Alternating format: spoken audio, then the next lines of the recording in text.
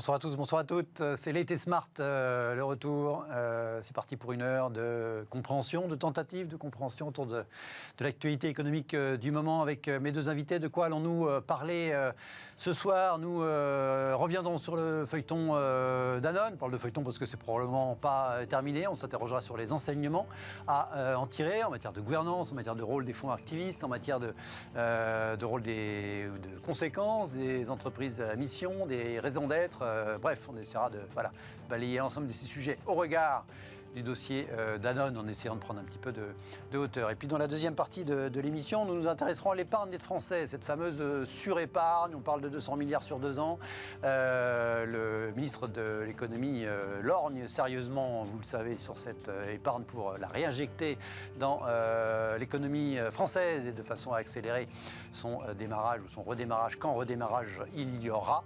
Comment faire pour réinjecter, attirer cette épargne? La bourse aux bonnes idées est ouverte, on en voit tous les jours, on verra ce qu'en pensent mes deux invités sur ce sujet. Qui sont-ils, sont-elles, mes invités? À ma droite, Isabelle Jobazy, bonsoir. Bonsoir Guillaume. Vous êtes directrice d'études économiques, groupe Crédit Agricole. Geoffroy de Becdelièvre, bonsoir. Bonsoir Guillaume. Entrepreneur, investisseur, merci à tous les deux d'être à mes côtés ce soir. Tout de suite, avant de parler du dossier Danone, on va s'intéresser, on va regarder les résultats du groupe Peugeot sous un nouvel angle, c'est l'apéritif.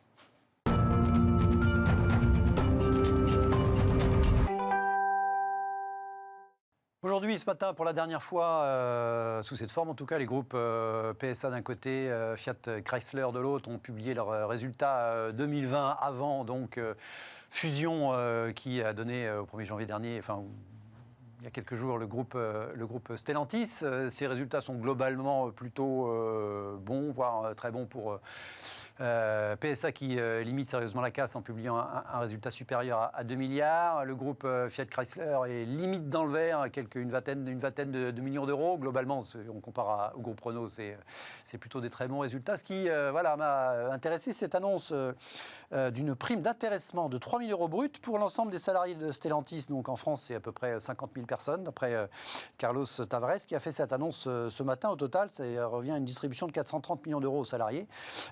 Pour leur dire, je cite, entre guillemets, sa reconnaissance par rapport au travail accompli en cette année 2020 délicate, on imagine, difficile pour tout le monde. En l'occurrence, il s'agit de primes d'intéressement. C'est intéressant de voir qu'effectivement, on en parle régulièrement, mais on en parle moins en ce moment des questions d'intéressement, de participation, voire d'actionnariat salarié dans les boîtes comme éventuellement réponse soit au pouvoir d'achat, soit à l'alignement des préoccupations entre les dirigeants et les salariés. Est-ce que globalement, la thématique de l'intéressement, de la participation, et je m'adresse à l'entrepreneur pour commencer, c'est quelque chose dont on devrait parler plus souvent, qu'on devrait pousser, qu'on devrait revoir, qu'on devrait gonfler? Quel est votre sentiment, Geoffroy? C'est deux très bons mécanismes pour concilier l'ensemble des collaborateurs autour d'un projet commun. Et puis c'est des bons mécanismes également fiscaux pour la société, parce que ça coûte moins cher que du salaire traditionnel. Et là, en l'occurrence, je trouve que cette prime qui est donnée, c'est un bon moyen de montrer sa reconnaissance à l'ensemble des collaborateurs. Donc je trouve que c'est un très beau geste, c'est des montants qui sont significatif. Oui, pour dire à l'industrie automobile, on imagine que c'est des montants qui sont pas nuls. C'est également un très beau geste de l'actionnaire, parce que ça veut dire que ça va impacter... Le conseil d'administration, normalement, donne... C'est de l'argent qui ne va pas aux actionnaires. En tout cas, il y a une partie qui va remonter en réserve, qui ne distribue pas de dividendes. Et ce qui est intéressant, c'est qu'ils ont distribué 2,7 milliards d'intéressement sur les derniers exercices, plus que ce qu'ils ont distribué en dividendes. Donc je trouve que c'est un double chapeau, mais également à l'actionnaire, il ne faut pas oublier. Est-ce que les formules actuelles, parce qu'après il y a des règles, et puis après on peut faire mieux dans les boîtes, évidemment, heureusement. Est-ce que globalement il faut changer la réglementation, la loi? Globalement, ce qui existe est bon selon vous? Il faudrait trouver de nouveaux dispositifs pour encourager peut-être encore plus l'actionnariat salarié. Et là, c'est pas l'actionnariat salarié dont on parle. Moi, je trouve que c'est très bon. Je mettrais un bémol sur la participation où il y a un forfait social qui est de 20%, qui au départ était de 2%, qui a augmenté graduellement, pour combler un peu les trous de la sécurité sociale. Je ne suis pas sûr que ce soit le rôle de l'employeur et de l'entreprise de supporter ce forfait. Je le baisserai clairement, je le mettrai à 10%, mais par contre, à la limite, j'imposerai ou je proposerai la participation à l'ensemble des salariés, à l'ensemble des entreprises, et non pas uniquement à celles qui sont plus de 50 salariés. Ouais. Parce que c'est des très bons dispositifs, mais voilà, en tout cas, j'assouplirai clairement le forfait social. Votre sentiment, Isabelle, sur globalement cette idée, quand ça marche Oui, alors moi je vais vous donner un regard d'économiste. Ouais. Et donc l'économiste, il va vous dire que on regarde en fait le fait que les entreprises distribuent ces participations ou cet intéressement, donc ces dispositifs qui font que on associe les salariés aux bénéfices de l'entreprise et donc à sa réussite. Eh bien, est-ce que ça joue sur la performance de l'entreprise ? Eh bien, en fait, il y aurait des études qui tendraient à montrer que oui, effectivement, les entreprises qui partagent les plus généreuses entre guillemets, les plus généreuses qui partagent bien ce profit, eh bien, sont plus performantes, notamment en termes de productivité. Et donc, ils mettent en avant un certain nombre d'éléments. Eh bien, ça serait... Par exemple, ces dispositifs d'épargne salariale, ça serait un facteur d'attractivité, ça serait un facteur de fidélisation. des talents, pas des clients. D'attractivité, voilà, en termes de talent. Ça serait aussi un facteur de fidélisation des salariés, et notamment ça permettrait de conserver les compétences, et notamment les compétences stratégiques dans les entreprises. Et puis ensuite, c'est aussi un facteur de motivation, d'engagement des salariés. Et puis comme on récompense la performance collective, c'est aussi favorable à la collaboration, à la coopération. Et donc ça, c'est un facteur de productivité. Et donc si vous cumulez l'ensemble, oui, effectivement, c'est un facteur de performance pour l'entreprise. Et puis en même temps, et c'est ce que vous avez un peu dit précédemment, c'est aussi un facteur peut-être de flexibilité en termes de rémunération, en termes de politique salariale générale de l'entreprise, et trouver le bon équilibre entre, on le sait, la pression concurrentielle, la compétitivité, et généralement ces entreprises qui distribuent ont peut-être plus de modération salariale, mais en même temps continuent à distribuer du revenu, du pouvoir d'achat aux salariés. Donc c'est trouver le bon équilibre, et ça permet d'avoir un peu plus de flexibilité en développant ces mécanismes d'épargne salariale. Alors justement, à part dans les grands groupes, l'épargne salariale est notable, qui peut devenir de l'actionnariat salarié, effectivement. C'est un peu un sujet qui revient régulièrement. Il faudrait développer l'actionnariat salarié. Pourquoi on n'y arrive pas, encore une fois, par les grands groupes cotés où globalement ça marche, l'épargne salariale est investie largement dans les actions de l'entreprise. On sait pourquoi il y a un blocage culturel. Chez Marco Ascon, on avait mis en place et l'intéressement et la participation au sein de tous les collaborateurs, alors qu'on n'était que quelques centaines de salariés. Et ça marchait très bien. Je pense qu'il y a une méconnaissance de pas mal de chefs d'entreprise de ces dispositifs qui sont un peu complexes. Quand même, il faut signer un accord. Enfin, ça ne se fait pas comme ça aussi facilement. C'est pour ça que ce n'est pas pour les boîtes de moins de 50 salariés à date. C'est compliqué à gérer pour des petites structures. Petit bémol, effectivement, c'est que c'est indexé également sur le résultat de la société. Donc, s'il y a une année où vous faites des moins bons résultats, on l'a vécu une année, c'est pas compliqué à gérer. Oui, il faut gérer. Il faut être capable de l'expliquer. Et voilà. Mais après, effectivement, je pense que ce qui est assez génial, c'est qu'on peut. Enfin, nous, on l'avait mis sur l'indice de satisfaction des clients. Et en fait, ça permet d'aligner effectivement toute la société, tout département confondu, sur un objectif. Oui, c'est pas forcément après Donc, c'est ça qui est assez génial. la participation, c'est très encadré en termes de méthode de calcul. L'intéressement, c'est beaucoup plus ouvert. Effectivement, c'est pas forcément sur le bénéfice net. Il y a de plus en plus d'entreprises qui ne collent pas simplement aux résultats financiers de l'entreprise, mais un certain nombre d'indicateurs, et notamment l'indicateur de satisfaction sur la NPS, Net Promoting Score, qui était intéressant. Et donc, c'était une partie du résultat qu'on distribuait sur l'évolution de cet indicateur, alors qu'on a vu évoluer comme ça d'ailleurs en quelques années. Mais d'un seul coup, il y a un souci global de chaque individu pour travailler la satisfaction. Après, c'était une boîte qui a bien marché, et voilà, qui marche toujours bien, tant mieux pour vous, mais effectivement, ça pose la question, les années où ça va un peu moins bien, c'est considéré comme du revenu par les salariés, et du coup, c'est plus compliqué à gérer, on peut le comprendre. En même temps, il y a eu d'autres freins, vous l'avez évoqué. D'abord, il y a eu de l'instabilité fiscale autour de ces dispositifs, et donc, quoi qu'on en dise, même aujourd'hui, se mettre dans de tels dispositifs, voilà, vous avez quand même l'hypothèque fiscale, déjà d'une part, et puis pour les chefs d'entreprise, de petites entreprises, voilà, il y a l'aspect complexité et le besoin d'accompagnement, notamment sur les supports de cette épargne salariale, au travers des PEE, des PERCO, etc. Donc il y a aussi besoin de support et donc d'accompagnement, que ce soit au niveau des banques, des assureurs, etc., de manière à voir une meilleure compréhension aussi de ces dispositifs et de faire de la pédagogie aussi auprès des salariés. En tout cas, on voit que quand il y a alignement des planètes, ça fonctionne bien. Et c'est une ce qui est intéressant, je vais juste vous interrompre. Ce qui est intéressant, regardez la réaction des syndicats. Les syndicats ont salué en fait le geste en disant que c'était très bien effectivement de la reconnaissance du travail accompli pendant cette période en plus particulièrement difficile, mais de la même manière, ils ont quand même souligné qu'il y avait de faibles hausses de salaire, la modération salariale. C'est bien, je vous dis, c'est vraiment ces arbitrages à avoir, surtout pour des entreprises qui sont ouvertes à l'international, qui sont soumises à la pression concurrentielle. C'est effectivement les salaires. On peut prêcher plutôt la modération salariale à des fins de compétitivité, mais on peut essayer de continuer à redistribuer en fait du revenu à ses salariés au travers de ces mesures salariales. Les syndicats aimeraient les deux, mais voilà, c'est pas toujours possible. À suivre. Allez, tout de suite, on s'intéresse au dossier Danone.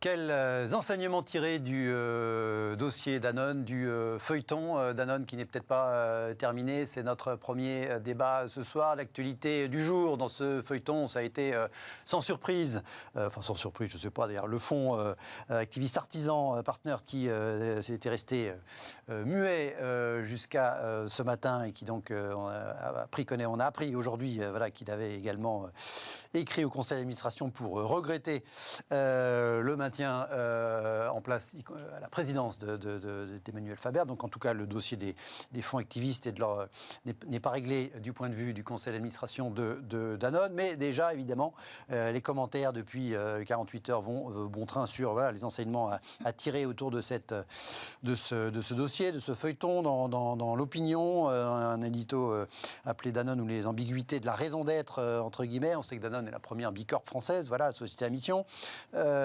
Rémi Godot écrit « Les fonds frondeurs ont rappelé des principes assez éloignés de l'amalgame en vogue qui voudrait transformer l'entreprise en relais politique de l'État ». Donc ça, c'est par rapport à côté ESG, environnement, social, gouvernance.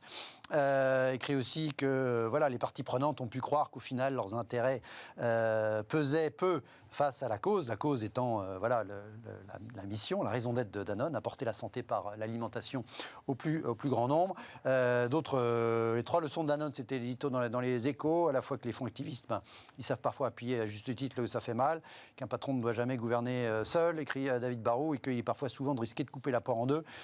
Sous-entendu, chez Danone, on aurait coupé la poire en deux en le maintenant, tout en lui enlevant une partie de ses attributions à Emmanuel Faber. Quel regard posez-vous, Isabelle, sur ce dossier? Je disais, il y a beaucoup de choses. Il y a le rôle des fonds activistes, il y a la gouvernance, et c'est une boîte française emblématique, donc c'est intéressant. Non, il y a plein de choses. Il y a effectivement déjà cette question autour de l'incompatibilité entre ce nouveau capitalisme qu'on voudrait plus responsable et puis le capitalisme financier. Il y a la question de la gouvernance, puisque là vous étiez PDG. C'est plus vraiment... la concentration, les pouvoirs dans les mains d'un seul homme, c'est plus ce que l'on a. Maintenant, de manière... on a plutôt des structures duales, la séparation entre présidents... il en reste encore pas mal, quand même. Il en reste pas mal, mais en tout cas, le sens de l'histoire va plutôt... à séparer les fonctions. À séparer les deux fonctions. Et puis, la question des fonds activistes. Je commencerai sur l'incompatibilité entre ce capital dit qu'on voudrait plus responsable, capitalisme plus responsable, et ce capitalisme financier. En tout cas, les résultats financiers tout court. Oui, résultats financiers tout court. Mais en fait, ce que l'on peut voir, c'est déjà, on voit dans la loi Pacte, c'est déjà maintenant inscrit pour les entreprises, ne plus avoir simplement cette finalité des profits, mais aussi de prendre en compte des facteurs environnementaux ou sociétaux. Donc là, maintenant, c'est inscrit au niveau de la loi Pacte. Et ça va un peu dans le sens de l'histoire, dans la mesure aussi, ça répond aux attentes de la société, aux attentes des citoyens, aux attentes des consommateurs qui sont en quête de sens et qui demandent aujourd'hui que les entreprises, elles soient un levier de transformation, qu'elles soient aussi un levier de transformation pour faire face à ces enjeux climatiques et à ces enjeux environnementaux. Et c'est vrai que, alors, il y a eu la possibilité d'avoir une raison d'être, qui est un peu la boussole, qui prenne en compte ces différentes dimensions. Et puis, l'entreprise à mission, ça va un cran plus loin. C'est l'étape d'après. Voilà, prenez des engagements, vous avez des objectifs, et finalement, le profit devient plus un moyen d'atteindre ces objectifs que d'être une finalité en soi. Et d'ailleurs, Alors, en même temps, comme je disais... Ce qui est une remise en cause significative quand même du capitalisme, si je peux me permettre. Oui, non, mais depuis quelque temps, enfin, c'est plus le capitalisme actionnarial comme on le connaissait précédemment, puisque déjà, de toute façon, même aux États-Unis, l'équivalent du MEDEF, eh bien, aujourd'hui, il ne parle plus de ce capitalisme actionnarial, mais de ce capitalisme qui prend en compte toutes les parties prenantes. Oui, il y a encore peu de bicorp aux États-Unis non plus. Oui, mais déjà, c'est inscrit le fait que c'est plus simplement la finalité, la valeur actionnariale. Non, mais c'est une chose que les dirigeants d'entreprise le disent, c'est une autre que la loi l'oblige. Oui, non, tout à fait. Mais après, tout ça est en train de changer. Je disais que ça répondait à des attentes de la société, des citoyens, mais aussi, si vous regardez des investisseurs, les investisseurs, de plus en plus, vont vers des financements d'entreprises qui ont pris de tels engagements. On voit bien que tout ce qui est investissement avec des critères ESG aujourd'hui, bien ça a le vent en poupe, parce qu'ils considèrent que ces critères, finalement, ces engagements, ça peut être aussi un levier d'innovation et de performance. Et je crois que dans l'histoire Danone, d'ailleurs, il n'a pas été du tout remis en question les orientations, les orientations stratégiques, puisque finalement, il est maintenu au poste de président. Donc, quelque part, il a la manette sur ses orientations stratégiques. Je pense que là où il y a eu des critiques, c'est sur la déclinaison opérationnelle, et effectivement, de voir que Danone sous-performe par rapport à ses pairs en termes d'activité, baisse de la marge. Et in fine, cours de bourse. Voilà, et donc ça s'est reflété effectivement dans le cours de bourse. Après, s'il faut regarder, c'est là où il y avait un peu ce côté, cette contradiction entre ces transformations qui sont des transformations profondes et de longue haleine, et puis quelquefois un peu le court-termisme de marché. Parce que si vous regardez, certes, sur un an, la performance de Danone n'est pas très bonne, ça je veux bien le concevoir, je crois que c'est moins 25 ou moins 30% sur un an. Mais si vous regardez sur 10 ans, ça a quand même, l'action, elle a pris à peu près 50%. Hors dividende. Donc ça reste quand même une rentabilité, ma foi, tout à fait convenable dans un environnement de taux très bas. Donc Après, convenable, c'est un jugement d'interprétation. Non, mais ça reste... Mais voilà, pas pour des fonds d'investissement, pas pour des fonds activistes qui en plus sont sur des visions très court terme et qui veulent effectivement dégager... certains qui veulent dégager de la rentabilité à court terme. Et ça peut être compliqué. Parce que généralement, ces entreprises à mission, il faut que vous ayez vraiment un alignement très fort entre toutes les parties prenantes sur les objectifs et sur l'atteinte de ces objectifs et de ces missions, y compris les actionnaires. Or, c'est très compliqué pour des entreprises, pour des multinationales qui ont un actionnariat qui, par nature, est très émietté et effectivement, où vous avez un certain nombre de fonds activistes notamment, qui peuvent avoir d'autres objectifs que ceux qui sont définis dans les grandes orientations stratégiques de l'entreprise. Selon vous, c'est plus un problème de gouvernance ici ou un problème de non-conciliation, alignement entre ESG d'un côté, objectif émission et résultats financiers? D'absence de performance économique, tout simplement. C'est-à-dire que l'État ne peut pas résoudre tous les problèmes de société environnementaux. Je pense que les entreprises ont un rôle à jouer. Et moi, je salue toujours les dirigeants qui essaient de concilier justice sociale et efficacité économique. Là, ce qu'on lui reproche, c'est l'efficacité économique. C'est pas son engagement sur tout ce qu'il fait à côté. Le livre Vers le nouveau capitalisme dont on parle, qui fait un peu la référence de Mohamed Younous sur un peu le nouveau capitalisme, où finalement on met les profits, la performance au profit du bien commun. Je pense que tout le monde le salue, mais on parle d'abord du profit. Personne n'est contre. Or là, ce qu'on lui reproche, c'est aussi simple que ça, c'est de la performance économique par rapport aux concurrents, par rapport au marché. Donc on parle de prise de marché et donc une insatisfaction des actionnaires qui est compréhensible d'un point de vue financier et actionnaire. Et une entreprise, c'est effectivement, c'est ce que vous disiez, je pense qu'il y a plusieurs parties prenantes. Il y a les employés, les fournisseurs, les actionnaires. Et là, en l'occurrence, il n'a pas servi les actionnaires tels qu'ils doivent être servis.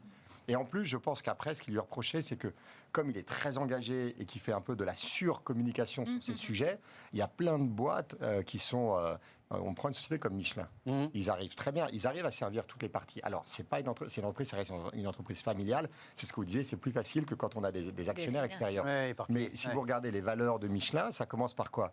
Respect des collaborateurs, respect des clients, respect des fournisseurs et respect des actionnaires. Une entreprise, c'est un tout. Et là, en l'occurrence, Danone n'a pas réussi à servir cet aspect-là, qui est la performance vis-à-vis des actionnaires. Quel est votre sentiment sur la partie gouvernance, c'est-à-dire sur l'évidence ou pas de devoir séparer les fonctions de président et de directeur général dans les grands groupes, dans les petites entreprises, dans les startups, c'est souvent des associés, il y a souvent plusieurs. Voilà.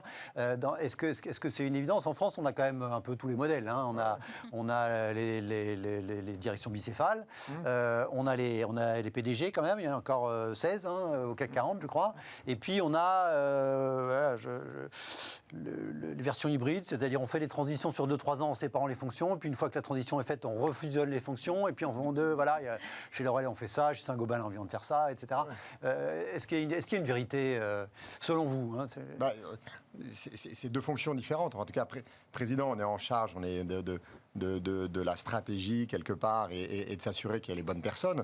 Quand on est CEO et président, on est là pour exécuter, quoi. Donc on est en charge du fait de dérouler le plan stratégique. Donc pour moi, c'est pas totalement les mêmes fonctions et les mêmes job descriptions. C'est logique. Ouais. Est-ce que c'est pas aussi une question de personne quand même Si, parce qu'il y a pas, je pense qu'il n'y a pas de situation idéale. On voit bien que même dans les structures bicéphales où c'est bien séparé, il y a des fois ça marche, il y a des fois ça marche pas. Il faut qu'il y ait aussi un bon alignement entre le conseil d'administration et l'exécutif. Il faut qu'il y ait une bonne entente, un partage.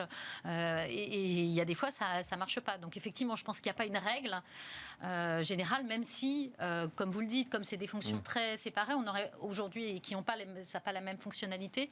Aujourd'hui, on aurait tendance à les séparer et ça marche normalement, en règle générale, plutôt bien. Bien sûr. D'avoir ces aspects orientation stratégique et puis ensuite, voilà, l'exécution de ce plan Est-ce que c'est légitime, selon vous, que des investisseurs, des fonds dits activistes, ils disent activistes parce qu'ils s'activent en l'occurrence, ceux-là, à la tête de 3% du capital, fassent comme ça de l'agite propre, entre guillemets, pour imposer leur vue avec un impact extrêmement rapide, hein, parce que c'est quand même très très rapide. C'est peut-être pour ça qu'effectivement David Barrault écrit dans les Échos là, qu'ils savent parfois appuyer là où ça fait mal, parce que la réaction était très rapide du board. C'est en moins de 2 mois, on leur a donné raison. Alors, pas surtout, en tout cas sur l'aspect gouvernance. Non, mais sans être un fonds activiste, vous êtes actionnaire à titre personnel de Danone. S'il sous-performe de 10 ou 15% par rapport au CAC 40, vous dites qu'il y a probablement un problème. Sauf si c'est le secteur qui est totalement sinistré. On prend le travel en 2020 avec le Covid. Mais si ce n'est pas le cas, sans être activiste, un actionnaire, son métier, c'est d'investir. Oui, mais il y a deux instances. Il y a le conseil d'administration, où en l'occurrence, ils ne sont pas présents, et puis il y a l'Assemblée générale une fois par an, où il y a tout le monde. Donc là, c'est entre les deux. Effectivement, c'est à coup de lettres, de présence médiatique, etc. On fait bouger les choses. Globalement, ça vous paraît une bonne chose de secouer comme ça le cocotier de cette façon-là, de la part de ces fonds activistes? Je sais rien. Après, ils font leur métier, quelque part. C'est ça que je veux dire. Ils font leur métier, et puis quand on est patron d'une boîte, on a besoin encore une fois de servir toutes les parties. Il a mal servi, il n'a pas délivré les résultats qu'attendaient les actionnaires. Et après, c'est bien de se faire challenger. Là, ils sont... J'aimerais pas être à sa place, c'est sûr, et d'avoir des fonds activistes au pas de votre porte, ça doit certainement pas être agréable, mais encore une fois, ils ne font que leur métier. Et, du coup, s'il y avait un problème de résultats, pourquoi couper la poire en deux? De le garder tout en disant qu'il faudrait quelqu'un d'autre. Je pense qu'il n'y a pas beaucoup d'observateurs qui pensent que c'est durable cette affaire. Ils ont peut-être voulu le faire en 2 temps, mais en l'occurrence...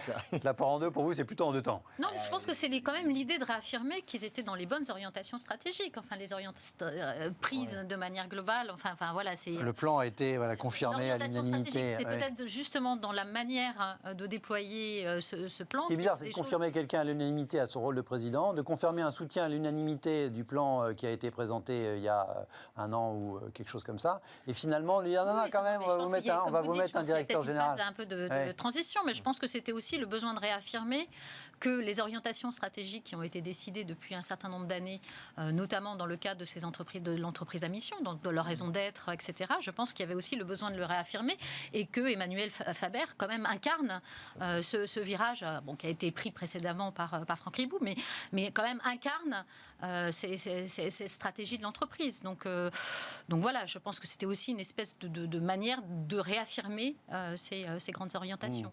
Mais je suis d'accord sur le fait qu'il n'a pas délivré et que ces écarts de performance, ils ne sont pas ponctuels. Ça fait quand même un certain temps que ça dure. Enfin voilà, donc c'est... D'où l'hypocrisie du truc quand même qui surprend effectivement sur le fait que c'est l'expression couper la poire en deux. Globalement, selon vous, en tout cas pour terminer sur les questions de raison d'être dans notre émission de SG, résultats, etc. Il n'y a pas d'incompatibilité avec la performance financière selon vous? Non, il y a plein d'entreprises à mission, il y a plein d'entreprises. Même Nestlé, qui est son compétiteur, a quand même au cœur de son projet des choses qui sont liées à la RSE. Donc, enfin, ils ne sont pas du tout. Donc, et ça n'empêche pas de délivrer la performance économique et une performance meilleure. Donc, non, bien évidemment que ce n'est pas incompatible. Non seulement il n'y a pas d'incompatibilité, mais il y a même des études qui montrent que les sociétés, au contraire, sont plus performantes. BlackRock a fait une étude comme ça, où ils ont analysé toutes leurs participations, et celles qui sont le plus engagées sur les sujets RSE sont celles qui délivrent la meilleure performance. Là, on lui reproche juste un manque de performance économique. Et normalement, c'est cette performance économique qu'on met au profit justement du bien commun et de la société. Et c'est ça qui est compliqué là, dans son cas. S'il manque la première partie, on ne peut pas délivrer la suite. Non, on voit bien cet engouement pour les critères ESG, c'est bien cette idée que c'est un levier d'innovation et un levier de performance. Donc, c'est absolument pas incompatible, et au contraire, ça peut être un élément tremplin et un effet de levier pour la performance. Est-ce qu'il n'y a pas un sujet d'objectivation des nouveaux critères, justement, quand on est Danone et qu'on écrit que sa mission, c'est apporter la santé par l'alimentation au plus grand nombre? Comment Non, mais ça, c'est la raison d'être, c'est la boussole. On se donne tous une espèce de boussole. Après, ils avaient décliné. Oui, mais apporter la santé, comment on le mesure? Après, de toute façon, vous devez donner des preuves, et ces preuves, elles doivent pouvoir être auditées. Donc c'est justement, c'est ça l'engagement. Il faut des critères, il faut des... Voilà. Et en fait, dans les engagements, il me semblait que sur Danone, il y a plusieurs dimensions. Il y a effectivement la santé, donc c'est des produits sains, etc. Il y avait le caractère aussi inclusif.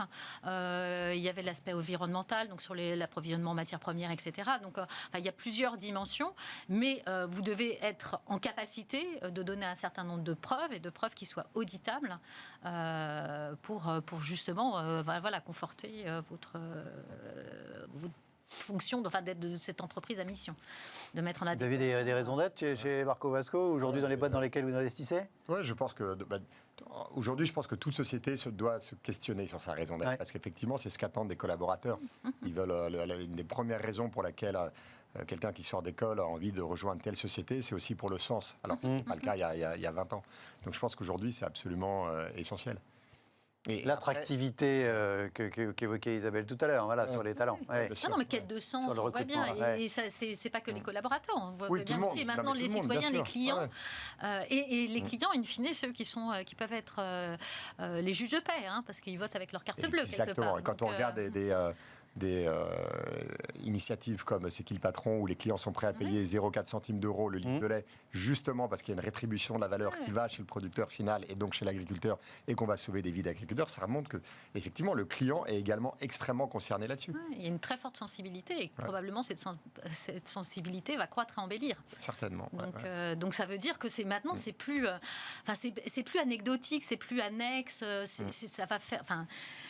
on sera obligé, les entreprises seront de toute façon contraintes de prendre en compte ces critères sociétaux, environnementaux. C'est par nécessité. Plus que, ça sera plus connexe, ça sera une nécessité de pouvoir prendre en compte ces différents critères. Emmanuel Faber, il était plutôt précurseur quelque part.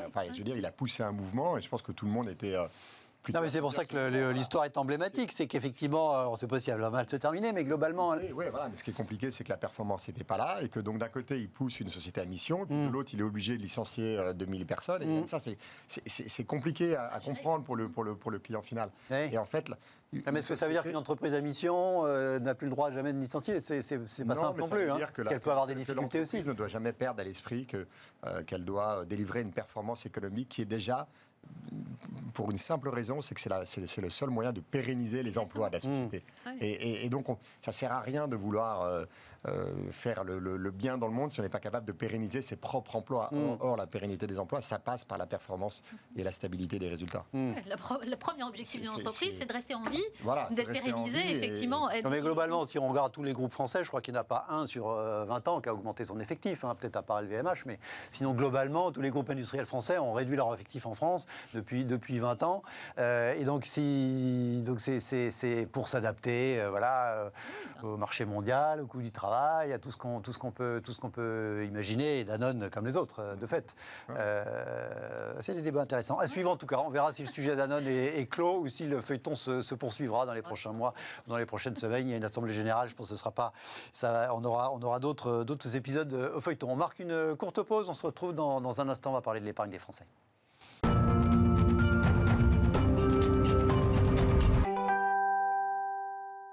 Retour dans l'IT Smart, merci de rester avec nous. On va s'intéresser à l'épargne des Français. Comment utiliser entre guillemets, voilà, que faire avec l'épargne des Français, notamment la surépargne, ce qu'on a appelé la surépargne des Français à l'occasion de cette crise de la Covid-19. La Banque de France évalue sur 2020-2021 cette surépargne, c'est-à-dire l'argent qui n'aurait pas été épargné en temps normal et qui a été épargné compte tenu des conditions exceptionnelles de ces 2 années 2020 et 2021, la Banque de France évalue à 200 milliards d'euros rien que pour la France cette surépargne. Évidemment, ça concerne majoritairement les Français les plus aisés, ceux qui peuvent épargner, mais ça fait quand même beaucoup d'argent rapporté au budget, rapporté au plan de relance, rapporté aux mesures de soutien du gouvernement. Et évidemment, le ministre de l'économie et des finances, il aimerait bien que cet argent soit réinjecté dans l'économie pour relancer la machine, sachant qu'effectivement tout le monde lorgne ce magot. Alors il y a ceux qui veulent le taxer. Alors là, Bruno Le Maire, il a été très clair, c'était en tout début de semaine, lundi je crois.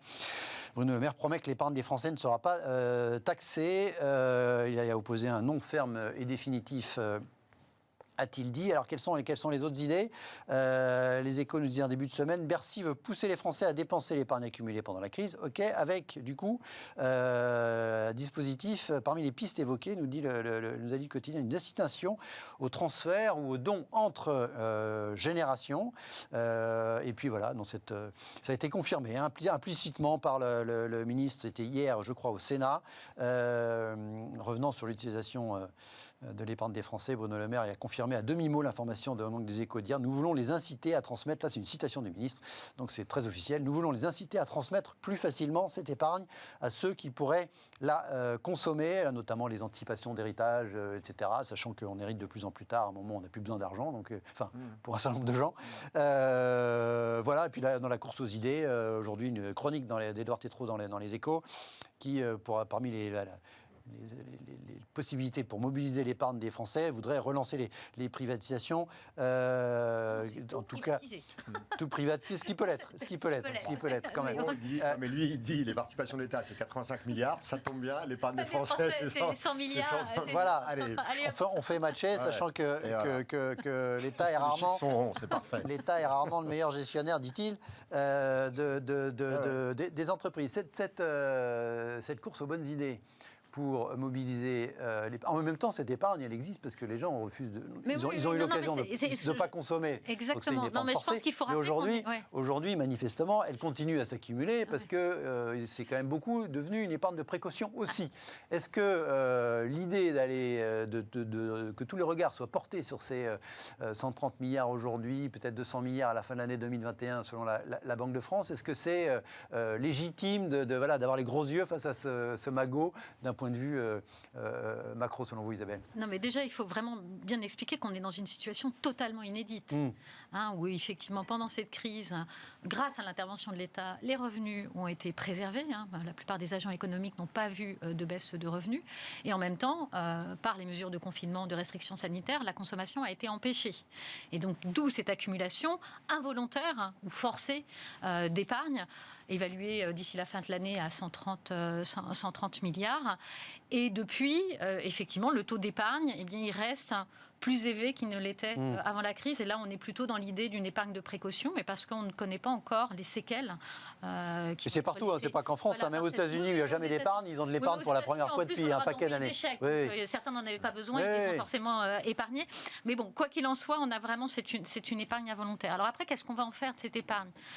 Il faut bien voir qu'à un moment donné, le jour où on aura levé l'hypothèque sanitaire, on espère que ça sera le plus tôt possible, mais qu'il y a une partie de cette épargne qui est en fait une demande refoulée, elle sera injectée d'elle-même dans l'économie. On peut même se dire qu'une fois qu'on aura vraiment plus cette hypothèque sanitaire, pourra avoir même des comportements un peu boulimiques en termes de consommation, puisqu'on a été frustré, empêché, etc. Voilà, qu'il y ait une forme de libération, sachant que, et vous l'avez souligné quand même, cette épargne est très concentrée, puisque je crois que c'est à peu près 20% des ménages les plus aisés qui ont accumulé les 70% d'épargne supplémentaire. Mais quoi qu'il en soit, et d'ailleurs, ce qui peut faire imaginer un scénario très positif de sortie de crise, avec un fort rattrapage au niveau de la consommation. Donc il y a une partie qui va être... il va falloir, parce que le ministre, il attend quand même plus 6 en PIB cette année. Il a confirmé son objectif. regardez, on a 100 milliards de plans de relance, on a 130 milliards qui dort dans les comptes bancaires, on a encore un plan de relance qui aujourd'hui qui dort au niveau des dépôts à vue des ménages et peut-être plus à la fin de l'année 2021. Donc on peut se dire qu'effectivement,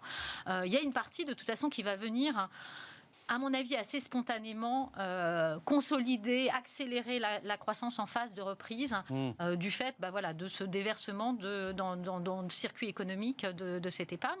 Et après, il y a l'autre question, c'est cette partie de l'épargne, elle, qui ne va pas être réinjectée. Comment peut-on faire pour que cette épargne, elle profite à la relance, qu'elle finance en partie la relance, qu'elle finance les entreprises, etc. Oui, parce que la consommation, c'est une chose, l'investissement, on reproche toujours aux Français de ne pas avoir le goût du risque, de placer leur épargne sur des supports très liquides et très sûrs. Alors, moi, par rapport à ce discours-là, je pense qu'il faut quand même bien voir que cette épargne, elle est réintermédiée et qu'elle sert au financement de l'économie. Lorsqu'elle dort dans les comptes bancaires, elle permet aux banques de transformer cette épargne liquide dans des actifs liquides en prêtant à l'économie, en prêtant aux entreprises et en prenant une partie du risque. Donc, c'est déjà réintermédié en partie par les banques. Et puis, c'est aussi réintermédié, par exemple, par les compagnies d'assurance. Les compagnies d'assurance vous versent des primes.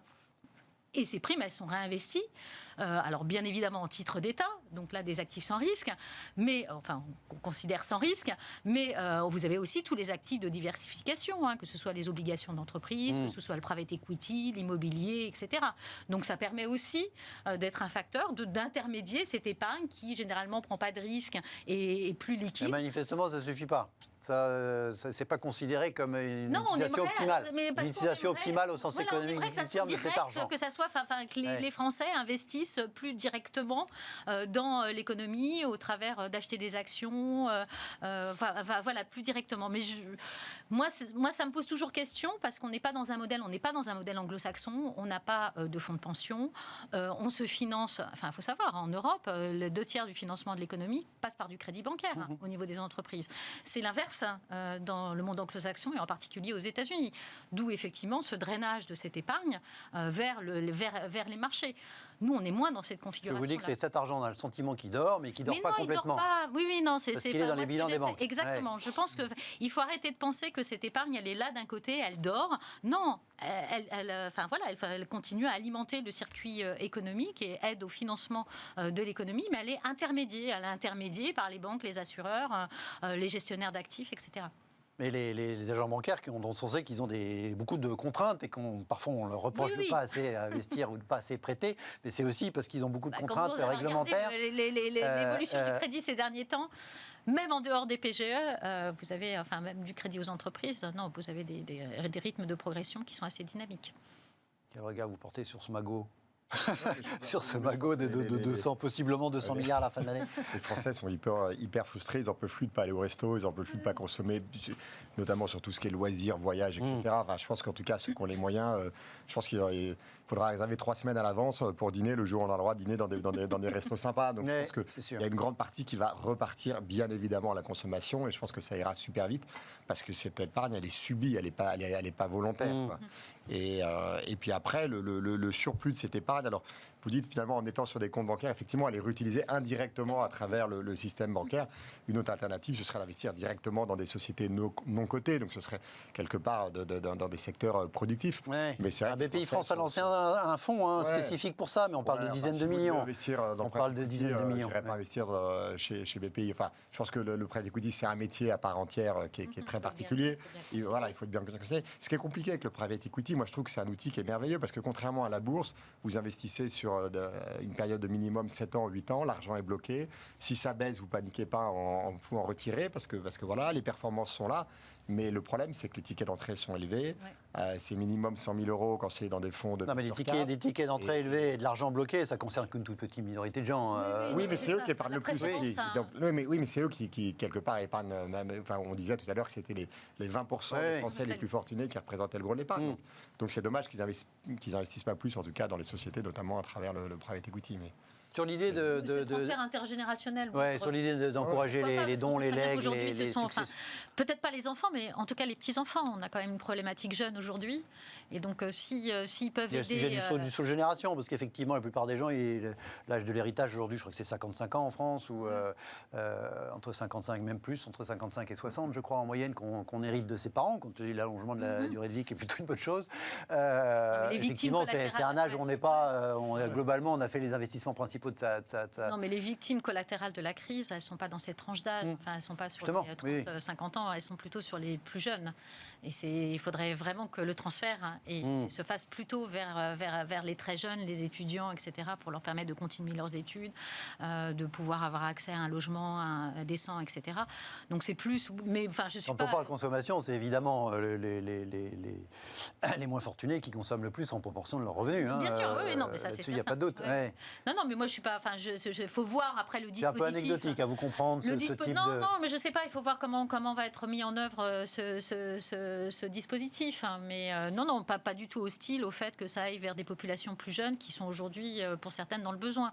En même temps, comme on le disait, c'est généralement les personnes les plus aisées qui ont accumulé le plus d'épargne. Donc c'est souvent déjà même leurs petits-enfants ou leurs enfants sont moins sont moins dans le besoin également. Donc ça pose la question, est-ce que...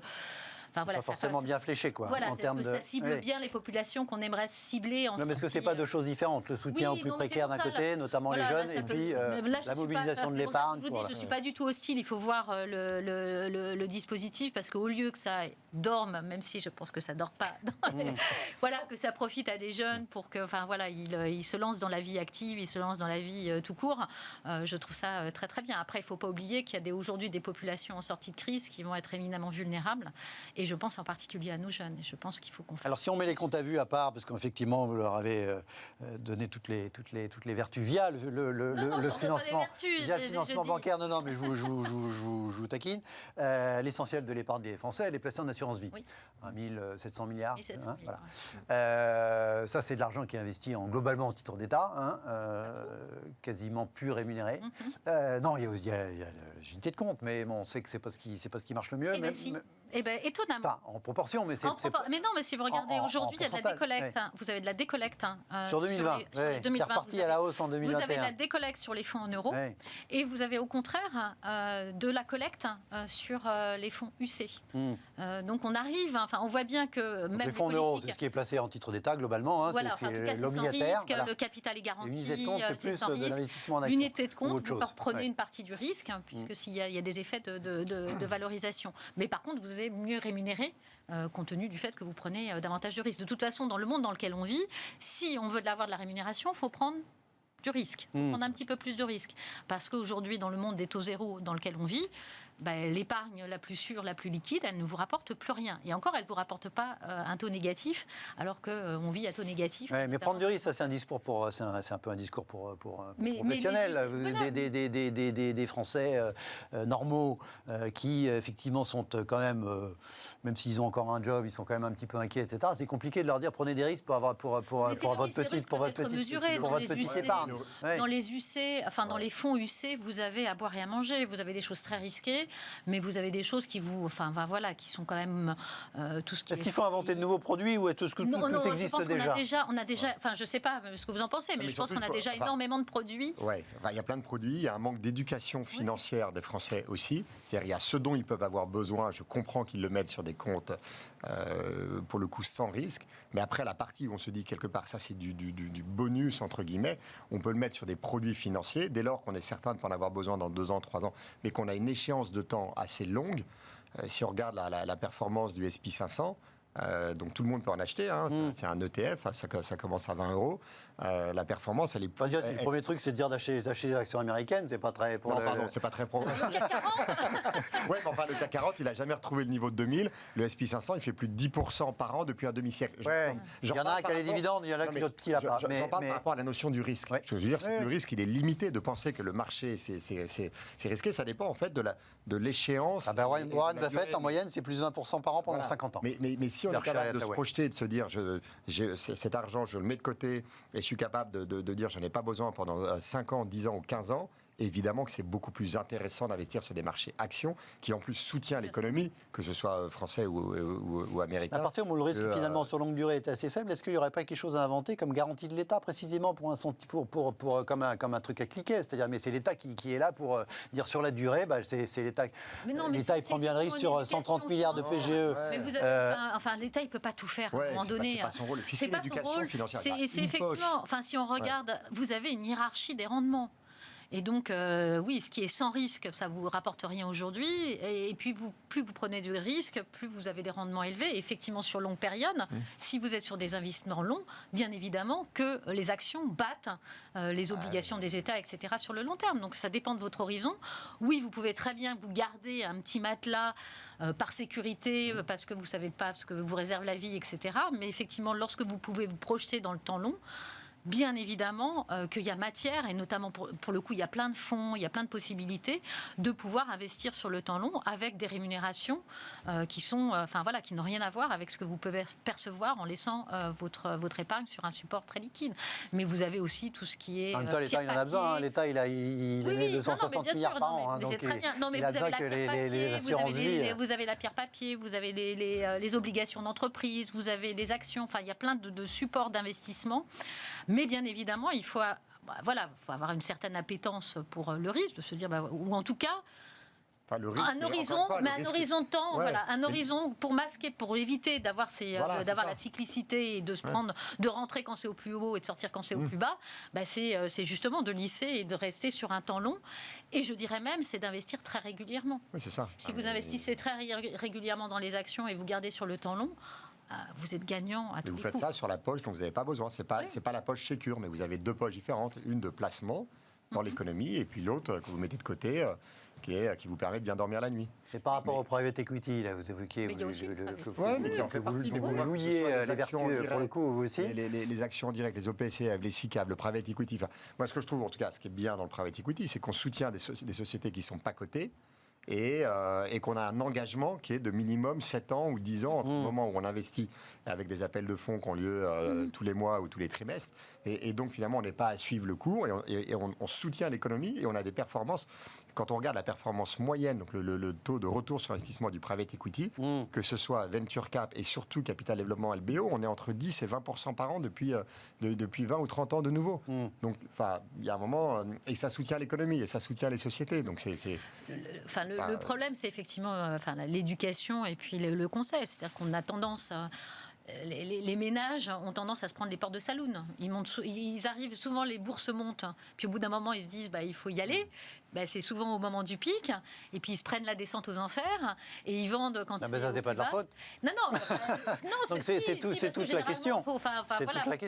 Faut plutôt investir quand le marché est pas au plus haut, ou en tout cas, mais ça on le sait après coup. Si je peux me permettre, c'est investir de manière régulière. Moi je dirais plutôt investir de manière régulière parce que ça vous permet d'avoir des points d'entrée, qui sont plus ou moins hauts, plus ou moins. Et sur l'investissement, mais c'est la bonne méthode. Vous prenez 100, vous mettez 10 par mois pendant 10 mois, et de manière mécanique, indépendamment de vous regardez même pas le marché. Vous dites si je veux aller sur telle action, telle ETF, etc. Je mets 10 par mois pendant 10 mois, et puis après, et puis vous attendez pendant X années.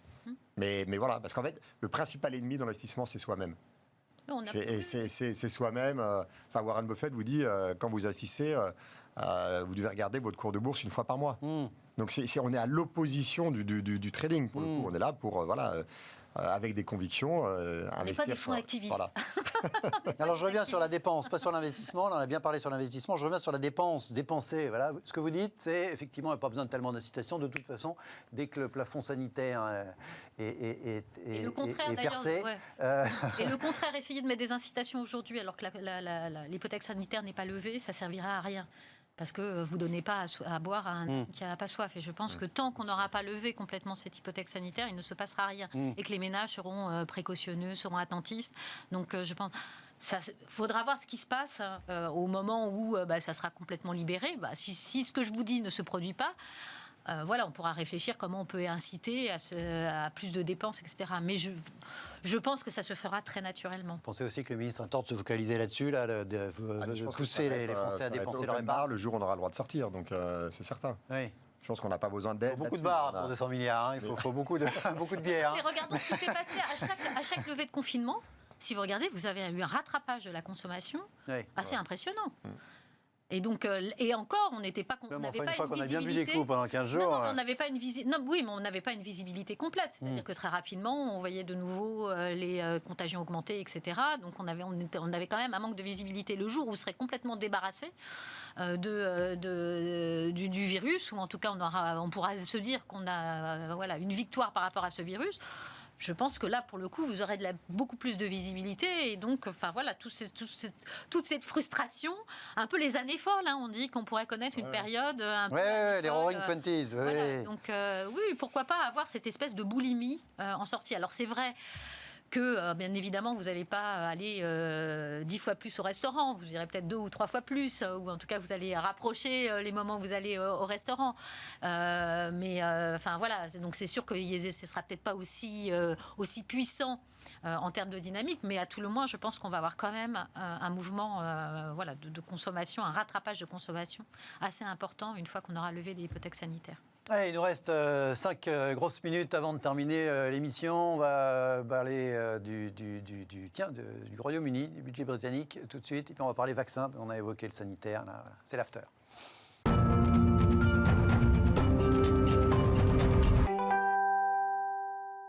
On parle vaccin, on n'a pas parlé vaccin encore dans l'émission, c'est pas normal. Regardez, vaccin 2 points, l'Autriche critique l'Union européenne et s'allie avec le Danemark et Israël. C'est une dépêche AFP reprise par la version française du Times of Israel. Le chef du gouvernement qu'on voit en photo, autrichien, dans un précédent voyage avec Netanyahou, sera en Israël de demain, du gouvernement autrichien, pardon. Est-ce que vous comprenez que face au bordel ambiant, pour parler un petit peu familièrement, ça retire dans tous les sens avec des initiatives individuelles, en l'occurrence l'Autriche et le Danemark qui considèrent que donc, concrètement, ils veulent effectivement lancer un partenariat inédit pour les futurs variants, futures versions des vaccins avec Israël. L'Autriche et le Danemark qui font cavalier seul, en disant que manifestement ça ne marche pas, l'Union européenne n'est pas là pour ça. Votre regard. Non, mais regard plus qu'analyse, parce que là on est tous des citoyens. L'Autriche, avant vous avez la Hongrie, la Pologne qui se tournent. Qui achètent des vaccins russes. Voilà, vaccins russes. Oui, face aux défaillances de l'Union européenne, il y a probablement un échec. Il faudra faire un post-mortem, de comprendre pourquoi. Je pense que la stratégie était la bonne, de commander pour le compte de l'Union et de redistribuer à l'ensemble des pays de la zone euro en fonction de leur population. En revanche, semble-t-il qu'on n'a pas été efficace sur la manière dont on a géré le dossier. Et qu'en amont, probablement, on n'a pas mis suffisamment aussi d'argent pour aider à la recherche, pour la découverte d'un vaccin. Donc voilà, je pense qu'il faut faire un post-mortem. Là, on est dans la réaction. Je pense qu'à tête reposée, il faudra réfléchir sur comment faire mieux la prochaine fois. Oui. À tête reposée, en même temps, on est quand même encore en plein dedans. Mais oui, on est dans l'urgence. C'est pour ça qu'on est dans l'urgence. Donc chacun essaie de tirer un peu la couverture à lui, etc. Mais je pense que c'était bon niveau. Je pense que l'Europe est le bon niveau pour gérer ce type de problématique. Maintenant, sur le principe. Voilà, sur le principe. Donc il faut voir dans la pratique, ça ne s'est pas bien passé. Il faudra faire un retour d'expérience, un post-mortem. Bon, mais pas forcément dans 10 ans. Non. Votre regard, votre sentiment? Il n'y a pas de bon et de mauvaise politique, il n'y a pas de bon et de mauvaise décision, il y a juste ce qui marche et ce qui ne marche pas. Et en Europe, ça ne marche pas, quoi. Donc à un moment, c'est aussi basique que ça. Je ne sais pas si vous avez des gens dans votre famille qui ont plus de 75 ans et qui essaient de se faire vacciner, mais c'est juste impossible. Donc à un moment, c'est juste du pragmatisme. L'Europe a échoué. Là où je vous rejoins, c'est qu'il va falloir comprendre pourquoi et essayer de mettre en place des décisions pour qu'au prochain virus, si un jour on en a un, ça ne se reproduise pas. Mais on a juste été... c'est pathétique, mauvais. Quoi. Très mauvais, quoi. On était mauvais. C'était hyper mauvais, donc... quand vous dites on a été, vous parlez au passé. On est toujours aujourd'hui mauvais. On est toujours mauvais, c'est pour ça, quand je dis on a été, c'est pour ça que c'est triste ici d'aller faire son shopping ailleurs, ce que la France devrait faire, il y a un moment pragmatique. Enfin, est-ce qu'on préfère avoir un pays asphyxié? Cela dit, la France fait cavalier seul sur les traitements. C'est-à-dire que la France a commandé des traitements, pas les vaccins, des traitements. Est-ce qu'on préfère asphyxier économiquement ou à un moment, tant pis, aller faire son shopping et puis sauver son pays? Enfin, il y a un moment, un minimum de... On espère que là, ça va s'accélérer. Normalement, vous avez l'arrivée de... Ah oui, il y avait des papiers ce matin. Enfin, ça va s'accélérer. On on a les mêmes toutes les semaines quand même. Non, mais normalement, enfin, on espère qu'à un moment donné, enfin voilà, on va avoir vraiment ce phénomène d'accélération. Oui. Sachant que le problème n'est plus à disposition des doses. Oui, maintenant, le problème il est logistique. A priori, oui. Moi, j'avais conscience. Enfin, il y a un problème de disponibilité des doses, et là, pour le coup, franchement, on n'est pas forcément responsable parce qu'il y avait vraiment un problème au niveau. Enfin, se dire qu'on allait devoir produire des milliards de vaccins, enfin, dans un temps aussi court. Déjà, d'arriver à faire un vaccin et d'arriver à faire des vaccins, c'était déjà une prouesse technologique. Mais en plus, en termes logistiques, de pouvoir produire. Enfin voilà, je pense que c'était très compliqué et on s'est retrouvé. Le fait est, c'est que les processus productifs, la production n'a pas toujours suivi. Maintenant, on espère que, enfin voilà, on va pouvoir accélérer avec. Maintenant, on va voir si on est bon. Et voilà. Et maintenant, c'est la question logistique. Il faut absolument pas qu'on se rate. Il y a un moment, on a eu le temps de la prévoir. Enfin, donc, si on n'est pas capable, c'est que de nouveau, on sera mauvais. Ouais. Alors, il y a un pays qui, sur ce sujet, s'est bien débrouillé, c'est la Grande-Bretagne, jusqu'à présent, le Royaume-Uni, qui... alors, autre chose, aujourd'hui, le chancelier de l'échiquier, M. Sunak, présentait son budget 2021, donc premier budget post-Brexit, gros enjeu. Il a annoncé un déficit de 17% l'année dernière du PIB et de 10% encore cette année pour la Grande-Bretagne. Il a annoncé une facture totale Covid-19 qu'il a estimée à 407 milliards de sterling. Il a annoncé des hausses d'impôts sur les sociétés, pas sur les personnels, pas sur les individus, qui passera sur 3 ans de 19% à 25%, pas pour les petites boîtes, mais pour les boîtes moyennes et plus importante. Et il a annoncé la création de 8 ports francs en Grande-Bretagne pour répondre aux enjeux de commerce post-Brexit. Est-ce que... Alors, très rapidement, c'est un sujet, on parle régulièrement dans l'émission. Est-ce que vous croyez à la Grande-Bretagne post-Brexit qui, avec un peu de dérégulation en termes de réglementation, un peu de dumping fiscal oui. Ils vont jouer leurs cartes, donc effectivement, ils vont déréglementer, ils vont utiliser la fiscalité, les ports francs, enfin, tenir toute forme. C'est ce que les Brexiteurs avaient dit qu'ils feraient dans la campagne. Ils ont dit beaucoup de conneries, mais pas celle-là. De traction. Après, est-ce que ça remplacera le fait, parce que quand même, ils avaient accès de manière très facile à des millions de consommateurs au travers du marché unique. Aujourd'hui, on a mis quand même quelques grains dans les rouages. Est-ce que ce qu'ils vont faire, ça va compenser la perte qu'ils ont de ne pas avoir cet accès aussi facile au marché unique ? Point d'interrogation. En tout cas, de toute façon, aujourd'hui, on parle du Brexit, on regarde de l'impact de Brexit. Aujourd'hui, c'est tellement anodin en termes de chiffrage par rapport à ce que vous coûte la crise de la Covid. Oui, on ne sera jamais capable probablement de savoir le coût du Brexit. 2 points de PIB, 3 points de PIB, à chaque fois on vous dit, lorsqu'on vous parle de l'impact du Brexit, on vous disait sur le long terme, c'était du 2 dixièmes, 1 dixième, 2 dixièmes. Donc, tout ça est complètement balayé. Voilà, aujourd'hui c'est totalement balayé. Maintenant, oui, c'est une économie qui est flexible, capacité de rebond, et puis ils veulent utiliser leurs armes pour effectivement rebondir. Le froid, mot de la fin pour les Anglais. La même chose, ils jouent leur carte, de toute façon ils n'ont pas le choix, maintenant ils sont seuls, ils n'ont plus. Donc ils prennent toutes les décisions pour pouvoir bien vivre sans l'Europe, tout simplement. Et vous pensez qu'ils vont y arriver ? On verra. Pas d'idée. Allez, Joker, merci à tous les deux d'avoir été à mes côtés ce soir. Merci à vous de nous avoir regardés ou écoutés en podcast d'ailleurs, c'est possible également. Très bonne soirée, on se retrouve demain, même heure sur Bismart.